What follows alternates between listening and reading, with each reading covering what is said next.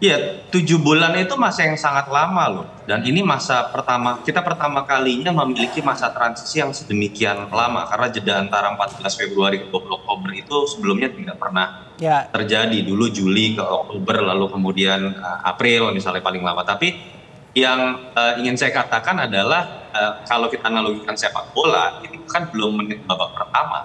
Dan biasanya yang seru-seru itu serangan itu terjadi di menit-menit terakhir injury time, paling tidak 10 menit terakhir lah. Jadi saya sih melihat penjajakan ini masih akan terjadi dan saya malah melihat tidak dalam 1 bulan misalnya kita akan melihat jawaban-jawaban dari pertanyaan tadi.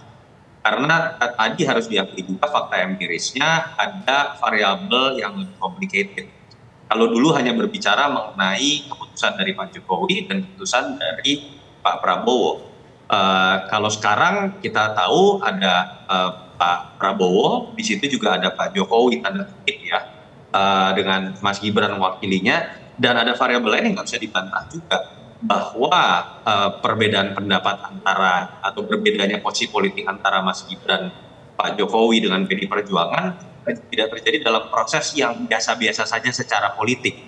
Ada nuansa yang sifatnya pro dan kontra, bahkan sampai kemarin kita masih tahunya publik ini bahwa Pak Jokowi masih kader PD Perjuangan. ya, Itu ya, yang ya. menurut saya membuat penjajakan ini akan lebih rumit dan sepertinya sulit kalau kita melihat jawaban dalam waktu dekat. Dan kalau ditanya kepada Bang Fadli juga sulit buat menjawab. Karena kalau dari sisi Bang Fadli, Pak Prabowo baik-baik saja, Iya. tidak pernah ada masalah dengan Ibu Mega. Tapi kan pertanyaannya, Iya. apakah Pak Jokowi merasa ada masalah dengan Ibu Mega? Kita nggak tahu. Apakah Ibu Mega merasa masih ada masalah dengan Pak Jokowi? Kita tidak tahu. Pak Prabowo ada dalam posisi yang sulit untuk menjawab pertanyaan tersebut.